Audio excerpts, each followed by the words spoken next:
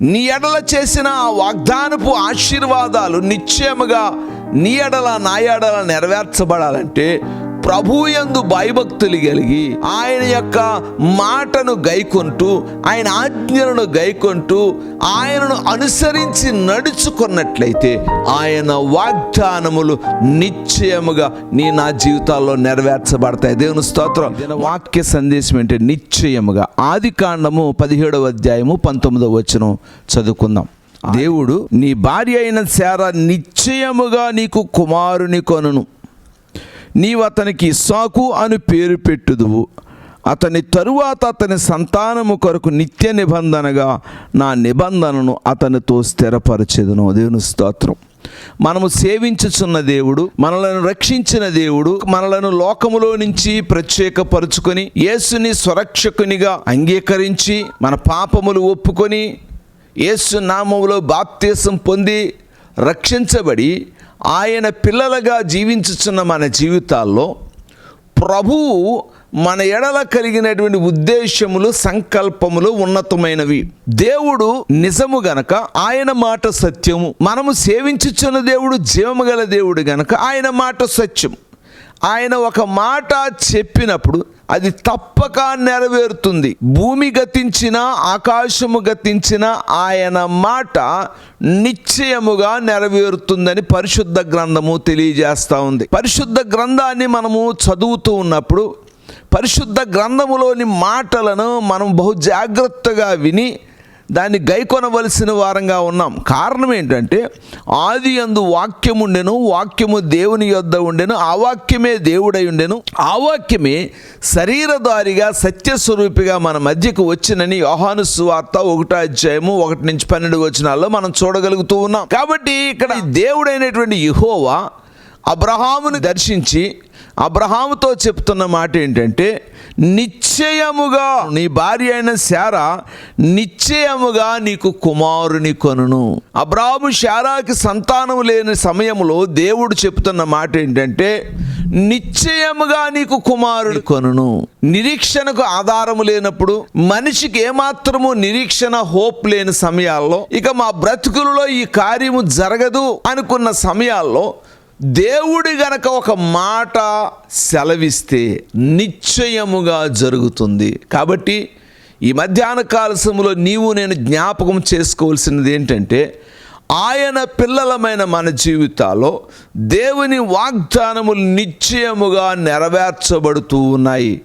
పరిశుద్ధ గ్రంథములో నిశ్చయముగా నెరవేర్చబడిన విషయాలు అనేకములు ఉన్నప్పటికీ 3-4 వ్యక్తులను నేను మీకు చూపించి ముందుకు వెళ్తాను. మొట్టమొదటిగా ఆదికాండము 18వ అధ్యాయం 18వ వచనంలో అబ్రహాముతో దేవుడు చెప్తున్న మాటలు నేను చదువుతూ ఉన్నాను. అబ్రహాము నిశ్చయముగా బలము గల గొప్ప జనమగును, అతని మూలముగా భూమిలోని సమస్త జనములను ఆశీర్వదింపబడును. అబ్రహాము నిశ్చయముగా బలము గల గొప్ప జనమగును. దేవుని స్తోత్రం. హల్లెలూయా. అబ్రహాముని పిలిచిన దేవుడు నమ్మదగిన దేవుడు.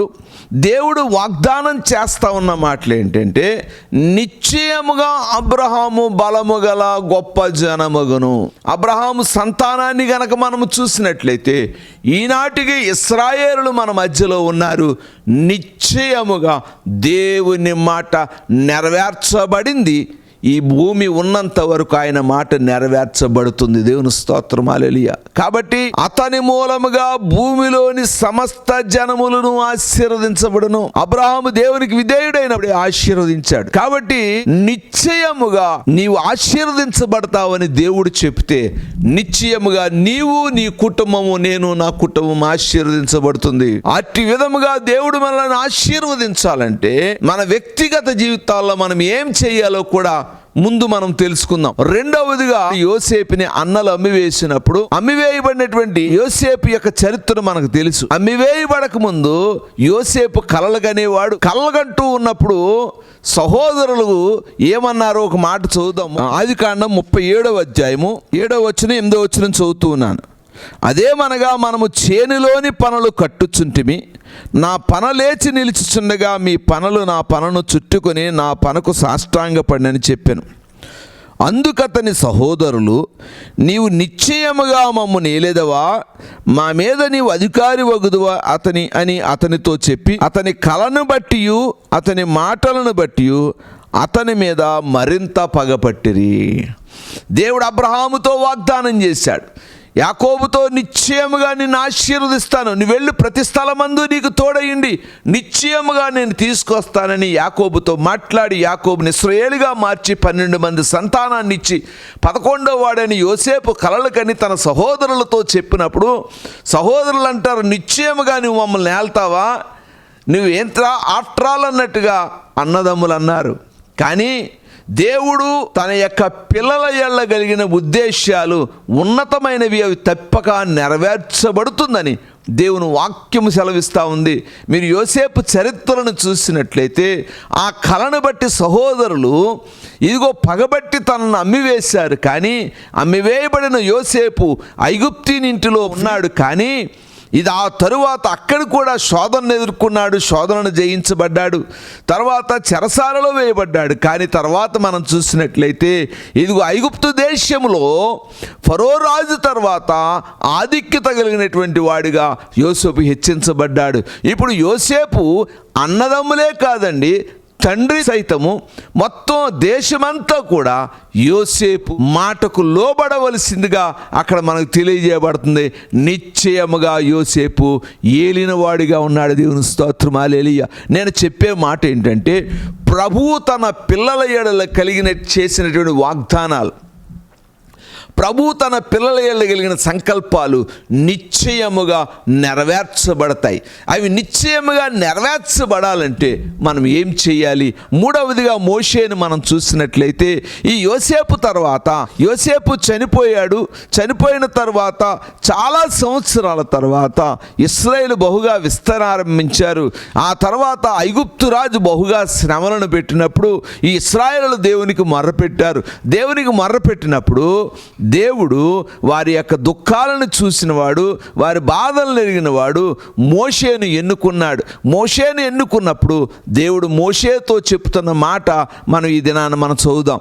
మరి నిర్గమాకాండం 3వ అధ్యాయం 12వ వచనం, ఆయన నిశ్చయముగా నేను నీకు తోడయుందును, నేను పంపితిననుటకు ఇది నీకు సూచన, నీవు ఆ ప్రజలను ఐగుప్తులో నుండి తోడుకొని వచ్చిన తర్వాత మీరు ఈ పర్వతం మీద దేవుని సేవించెదరు అనెను. ఆయన నిశ్చయముగా నేను నీకు తోడయుందును అంటూ ఉన్నాడు. దేవుడు మోషేతో చెప్తున్న మాట ఏంటి? నేను నిశ్చయముగా నీకు తోడయుందును, కాగా రమ్ము, నా ప్రజలైన ఇశ్రాయేలులు బాధ పొందుతూ ఉన్నారు, వారు భయంకరమైన కష్టాలు పొందుతూ ఉన్నారు, వారిని తోడుకొని ఇదిగో ఆ యొక్క ఐగుప్తు దేశం నుండి పాలుతేనెలు ప్రవహించి దేశానికి తోడుకొని రమ్మని మోషేని ఎన్నుకున్నాడు. మోషే అంటున్నాడు, సాకులు చెప్తా ఉన్నాడు, అయ్యా నేను ఎంతటి వాడును అంటా ఉన్నప్పుడు ప్రభు అంటాడు, నిశ్చయముగా మోషే నేను నీకు తోడై ఉన్నాను అన్నాడు. మోషేకు దేవుడు తోడై ఉన్నాడు గనుకనే, నిశ్చయముగా దేవుడు తోడై ఉన్నాడు గనుకనే ఇదిగో మోషే ఎర్ర సముద్రాన్ని 2 పాయలు చేయగలిగాడు. దేవుడు మోషేకు నిశ్చయముగా తోడై ఉన్నాడు గనుకనే ఐగుప్తుల యొక్క దేశములో 10 తెగుళ్ళు వచ్చినవి. దేవుడు నిశ్చయముగా మోషేకు తోడై ఉన్నాడు గనుకనే ఇదిగో వారిని పాలు తేళ్లు ప్రవహించే దేశానికి వారిని తీసుకువెళ్ళగలిగినటువంటి నాయకుడిగా కనబడతా ఉన్నాడు. దేవుని స్తోత్రం, హల్లెలూయా. కాబట్టి దేవుడు మనకు నిశ్చయముగా తోడై ఉన్నట్లయితే మనం ఆశీర్వదించబడతాం. దేవుని స్తోత్రం. అంతేకాదండి, దేవుడు చెప్పినటువంటి మాట ఆశీర్వాదమైన ఇదిగో ఆయన కోపముతో చెప్పిన మాటైనా ఖచ్చితంగా నెరవేర్చబడుతుంది అని దేవుని వాక్యం సెలవిస్తూ ఉంది. కారణం తెలుసా? ఇశ్రాయేలులు ఇదిగో బయలుదేరారు, ఐగుప్తులు అన్ని అద్భుతాలు చూశారు, అన్ని మహత్కార్యాలు చూశారు. ఇదిగో ఆకాశం నుండి మన్నాను కురిపించాడు దేవుడు, పగల మేఘస్తంభంగా ఉండి రాత్రి అగ్నిస్తంభంగా ఉంటే ఇశ్రాయేలు అనేక మార్లు తిరుగుబాటు చేశారు. తిరుగుబాటు చేసినప్పుడు దేవునికి కోపం వచ్చింది. దేవుని కోపం వచ్చి ప్రభువు చెప్తున్న మాటను గమనిద్దాం ఒకసారి. సంఖ్యాకాండము 14:35 వచనం, ఇది యెహోవా అను నేను చెప్పిన మాట, నాకు విరోధముగా కూడిన చెడ్డదగు ఈ సర్వ సమాజమునకు నిశ్చయముగా దీన్ని చేసేదను, ఈ అరణ్యములో వారు క్షీణించిపోవుదురు, ఇక్కడనే చనిపోవుదురు అనెను. నిశ్చయముగా నా మీద తిరుగుబాటు చేసిన ఈ ప్రజలు ఈ అరణ్యములోనే చనిపోదురు, ఇక్కడే క్షీణించిపోదురు తప్ప వారు పానులు తేలులు ప్రవహించు దేశానికి చేరరు అని దేవుడు చెప్పాడు. కారణం ఏంటంటే వారు మాటి మాటికి దేవుని శోధించారు. ఇదిగో వాగ్దానము చేయబడినటువంటి ఆ యొక్క దేశములోనికి యెహోషువ కాలేబులు తప్ప ఆ తరము వారిలో ఎవరూ చేరలేదు. కారణం ఏంటంటే మాటి మాటికి అద్భుతాలు చూసినప్పటికీ దేవుని మీద నమ్మిక లేకుండా ఉన్నారు. ఎందుకని ఈ యొక్క వాగ్దానాలు దేవుని పిల్లల జీవితాల్లో నెరవేర్చబడుతూ ఉన్నాయంటే దేవుడు సత్యము గనక, దేవుడు నిజము గనక, మనము సేవించుచున్న దేవుడు జీవము గల దేవుడు గనక మన జీవితాల్లో తప్పక ఆయన కార్యాలు చేస్తాడు. దేవుడు నీ జీవితంలో వాగ్దానము చేస్తే, దేవుడు నీ జీవితంలో మాట ఇస్తే నిశ్చయముగా అది నెరవేర్చబడుతుంది. నువ్వు నమ్మికుంచాలి. ప్రభువుని శోధించకుండా ప్రభువు మీద ఆధారపడి జీవించాలి. అబ్రహాము ఎందుకని ఇలాగ ఆశీర్వదించబడ్డాడు? ఎందుకని అబ్రహాము బలమైన గొప్ప జనమయ్యాడు? ఇదిగో అబ్రహాము సంతానము లేకపోయినప్పటికీ ఒకే ఒక కుమారుడు వాగ్దాన పుత్రుడు పుట్టాడు, ఇస్సాకు. ఇస్సాకుని బట్టి ఇదిగో ఆ తర్వాత యాకోబు ఇశ్రాయేలుగా మార్చబడి ఇదిగో ఆనాటి నుంచి ఈనాటి వరకు ఇశ్రాయేలు ప్రజలు మన మధ్యన ఇదిగో కళ్ళారా చూడగలిగినటువంటి పరిస్థితులు ఎందుకున్నాయి? ఎందుకని ఇన్ని తరాలు ఇన్ని సంవత్సరాలు ప్రభువు కాపాడుకుంటూ వస్తూ ఉన్నాడంటే ఆయన మాట సత్యము. నిశ్చయముగా దేవుడు తన వాగ్దానాన్ని నెరవేరుస్తాడు. దేవుని స్తోత్రం. ఆయన నీ ఎడల నా ఎడల చేసిన వాగ్దానాలు నెరవేర్చబడాలంటే, ఆయన చేసిన ఆశీర్వాదాలు, ఆయన ఇచ్చినటువంటి మాట మన జీవితాలు నెరవేర్చబడాలంటే మన జీవిత ప్రయాణములో దేవునిని తప్ప మనం దేన్ని వెంబడించడానికి వీల్లేదు. నీ ఎడల చేసిన ఆ వాగ్దానపు ఆశీర్వాదాలు నిశ్చయముగా నీ ఎడల నా ఎడల నెరవేర్చబడాలంటే ప్రభువు యందు భయభక్తులు కలిగి ఆయన యొక్క మాటను గైకొంటూ, ఆయన ఆజ్ఞలను గైకొంటూ, ఆయనను అనుసరించి నడుచుకున్నట్లయితే ఆయన వాగ్దానములు నిశ్చయముగా నా జీవితాల్లో నెరవేర్చబడతాయి. దేవుని స్తోత్రం. అబ్రహాము బ్రతికిన సంవత్సరాల తన జీవిత ప్రయాణం అంతా కూడా దేవుని మీద ఆధారపడ్డాడు. యెహోవాను తప్ప దేన్ని వెంబడించలేదు. ప్రభువుని పూజించటలో, ప్రభువు దగ్గర తన సమయాన్ని వెచ్చించటలో, ప్రభువుతో ముఖాముఖిగా మాట్లాడే విషయంలో, ఇదిగో ప్రభువుకు తన సమయాన్ని ఇచ్చట విషయంలో, బలిపీఠం కట్టి దేవునికి ఆరాధన చేసే విషయంలో, దహన బలులు అర్పించే విషయంలో దేవుడు ఏదైతే చెప్పాడు అది చేశాడు గనక అబ్రహాముతో నిశ్చయముగా నీవు బలము గల గొప్ప జనమొగనని ఎలాగైతే దేవుడు వాగ్దానం చేశాడో ఆ వాగ్దానం నెరవేర్చబడింది. అలాగే అబ్రహామే కాదండి, నీ ఎడల నీ కుటుంబం ఎడల, నా ఎడల నా కుటుంబం ఎడల దేవుడు వాగ్దానము చేస్తే నిశ్చయముగా మనం ఆశీర్వదించబడతాం. దేవుని స్తోత్రం. హల్లెలూయా. ఆ విధంగా మనం ఆశీర్వదించబడాలంటే మనం ఏం చేయాలంటే దేవుని యందు భయభక్తులు కలిగి జీవించాలి. ఈనాడు అనేకులు పాటలు పాడుటలో, కానుకలు ఇచ్చుటలో, వాక్యము చదువుటలో తమ జీవితాలను గడుపుతూ ఉన్నారు. అదొకటే సరిపోదు. మన యొక్క క్రియల ద్వారా, మన ప్రవర్తన ద్వారా, మన సమస్తము కూడా దేవుని వెంబడించే వారంగా మనం ఉండాలి. దేవుని స్తోత్రం. ఈ భూమి మీద ఎవరైతే విరిగి నలిగిన మనసు కలిగి దేవుని వెంబడిస్తారో, ఎవరైతే ఆయన కట్టడలను గైకొంటాడో వారి జీవిత కాలములు దేవుని యొక్క వాగ్దానములు నిశ్చయముగా నెరవేర్చబడు. కాబట్టి నీ కుటుంబంలో నీకు ఏ లోటు ఉందో నాకైతే తెలియదు, కానీ దేవుడు నిశ్చయముగా నిన్ను ఆశీర్వదిస్తానని, నీ అవసరమైనది నేను తీరుస్తానని, నీ కోరిక నెరవేరుస్తానని దేవుడు గనక చెప్పుంటే నిశ్చయముగా నెరవేరుస్తాడు. అది దుఃఖమున్నదా, దుఃఖములోంచి సంతోషంలోకి నడిపిస్తాడు. లేముందా, లేములోంచి ఆధిక్యతలోనికి ఐశ్వర్యవంతుడిగా చేస్తాడు. ఒకవేళ నీ జీవితంలో లోటు ఉన్నదా, దేవుడు సమృద్ధిలోనికి నడుపుతాడు. నీకు సంతానం లేదా, సంతానం ఇస్తాడు. నీ పిల్లల భవిష్యత్తు గురించి నీకు ఆందోళన ఉందా, పిల్లల భవిష్యత్తులను ఆశీర్వదిస్తాడు. ఇదిగో అప్పులు ఉన్నాయా, అప్పులు తీర్చి ఇదిగో సమృద్ధిలోనికి నడిపిస్తాడు. ఒకటి కాదండి, మన జీవిత ప్రయాణంలో మనకి ఏ అవసరతలు ఉన్నవో అవన్నీ ప్రభువు నెరవేర్చి ఇదిగో నిత్యరాజ్యానికి మనకు తీసుకెళ్తాడు. అయితే మనమేం చేయాలంటే అబ్రహాము తన జీవిత ప్రయాణంలో దేవునికి ఎలాగ విధేయుడయ్యాడో మనము కూడా విధేయత కలిగి ప్రభు సన్నిధిలో జీవించవలసిన వారంగా ఉన్నాం. ఇశ్రాయేలులు కూడా బయలుదేరారండి. ఇశ్రాయేలు యొక్క పెద్ద తరమంతా కూడా అన్ని అద్భుతాలు చూసినా కూడా వారు దేవుణ్ణి శోధించారు. ఏమడుగుతా ఉన్నారండి అనేక మార్లు చిన్న చిన్న వాటికి, అయ్యో మేము మాంసం తినలేదు, అక్కడైతే మాంసం ఉంది, మాంసం ఉంది రైటే, కానీ నువ్వు ఎలా కష్టపడుతున్నావు, ఎంత వెట్టి చాకరీ చేసావు, నీవు ఏ పరిస్థితిలో ఉంటే దేవుడు నిన్ను తీసుకొస్తే దేవుడు చేసిన అద్భుతాలు మరిచిపోతున్నామంటే దేవుని నీవు వెంబడించట్లేదన్నట్టే ఒక లెక్క. కాబట్టి మనం ఏం చేయాలంటే ప్రభువుని వెంబడించే వారంగా ఉండాలి. దేవుడు చేసిన వాగ్దానాలు 4-5 చెప్పి నేను ముగిస్తానండి. కీర్తనలు 32వ కీర్తన 6వ వచనంలో ఇక్కడ ఇలాగ వ్రాయబడింది, కావున నీ దర్శన కాలమందు భక్తి గల వారందరూ నిన్ను ప్రార్థన చేయుదురు, విస్తార జల ప్రవాహములు పొరలి వచ్చినను నిశ్చయముగా అవి వారి మీదకి రావు. ఎవరికే? ఆయన యందు భయభక్తులు కలిగిన వారందరూ ప్రభువుకి ప్రార్థన చేస్తారు. విస్తార జల ప్రవాహములు వారి మీదకి పొర్లిన నిశ్చయముగా అవి వారి మీదకి రావు. దేవుని స్తోత్రం. అంటే ఆయన పిల్లలైన వారు కష్ట సమయములో, శ్రమల సమయములో, ఇదిగో శత్రువు తన మీద దాడి చేసే పరిస్థితుల్లో దేవునికి ప్రార్థన చేసినప్పుడు ఏదైనప్పటికీ కూడా నీ మీదకి రాదు అని దేవుని వాక్యం సెలవిస్తుంది. కాబట్టి మనం ఏం చేయాలంటే ప్రభు యందు భయభక్తులు కలిగి ప్రభువుకు మాత్రం ప్రార్థన చేయగలిగిన వారంగా ఉండాలి. దేవుని స్తోత్రం. ఈ భూమి మీద ఎవరైతే, ఏ కుటుంబం అయితే దేవుని మీద ఆధారపడి ప్రార్థన చేస్తారో ప్రతి సమస్య నుంచి, ప్రతి కష్టం నుంచి దేవుడు కాపాడుతాడు. మన అందరికీ తెలుసు ఈ భయంకరమైనటువంటి కరోనా కోవిడ్ పాండమిక్ సిచ్యువేషన్లో కొన్ని లక్షల మంది చనిపోయారు.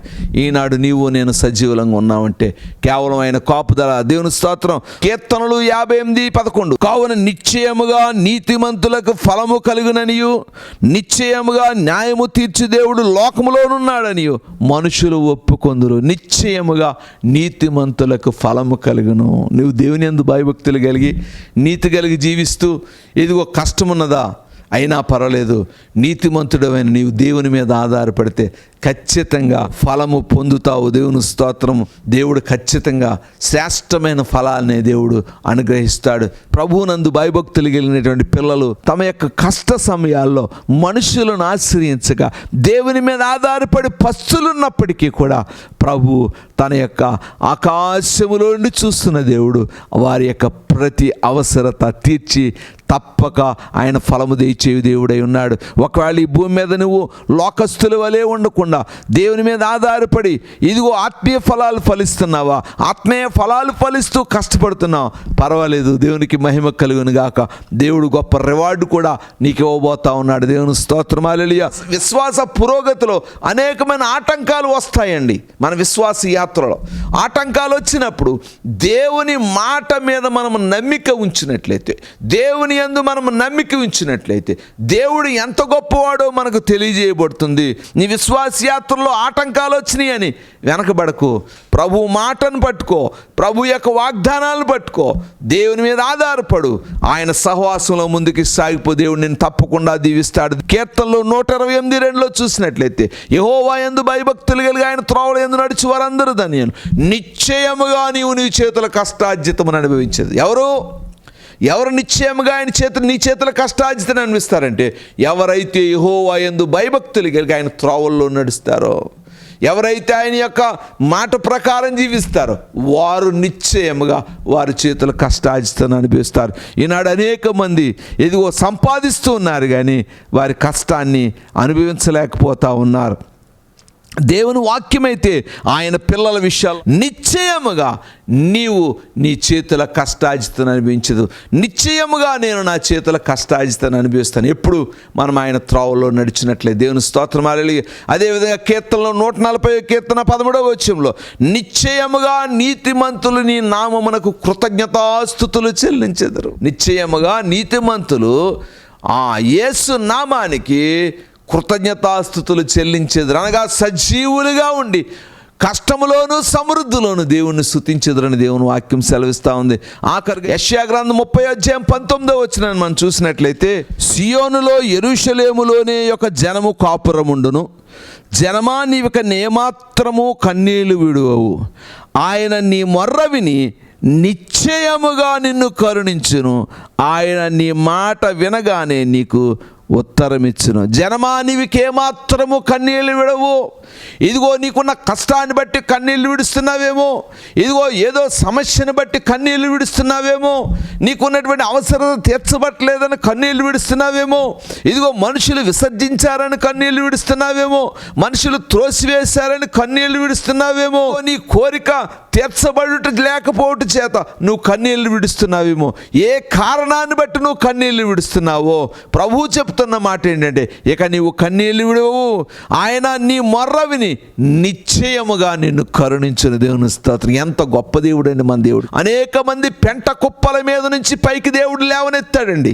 లేవనెత్తబడిన వారు అనేక మంది ఇదిగో ప్రభువుని విడిచి దేవుడు చేసిన మేళ్లను మరిచి వారి ఇష్టానుసారంగా వారు జీవిస్తున్నారు. ముందు భక్తి లేదు, ఇదిగో ముందు ప్రార్థనా జీవితాలు లేవు, ముందు కృతజ్ఞత కలిగిన భావాలు లేవు, వారి ఇష్టానుసారంగా జీవిస్తూ ఉన్నారు.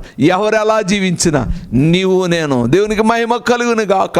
నీ యొక్క కన్నీళ్లలో ప్రభువుని వేడుకుంటే నిశ్చయంగా ఆయన నీ మొర్ర విని ఆయన నిన్ను కరుణిస్తాడు. ఆయన నిన్ను కరుణించి నీ సమస్యను విడదీసినప్పుడు, నీ సమస్యలోంచి బయటికి తీసుకొచ్చినప్పుడు, నీ సమస్య నుంచి విడిపించినప్పుడు ప్రభు ఎల్ల కృతజ్ఞత కలిగి నీవు, నీ కుటుంబము, నేను నా కుటుంబం ముందుకు సాగిపోవాలి. ఎవరైతే ఈ విధముగా తమ బ్రతుకు కాలమంతయు దేవుని మీద ఆధారపడి ఆయనకి విధేయుడై అబ్రహాము జీవించినట్లు విశ్వాసమునకు కర్తయు దాన్ని కొనసాగించువాడని యేసు వైపు చూస్తూ ముందుకు సాగిపోతారో దేవుడు తప్పక ఇదిగో ఆయన వాగ్దానాలు నిశ్చయముగా నా కుటుంబ జీవితాల్లో, నా వ్యక్తిగత జీవితాల్లో నెరవేరుస్తాడు. అట్టి కృప దేవుడు అనుగ్రహించి నిశ్చయముగా ఆయన మనలను కరుణించును గాక.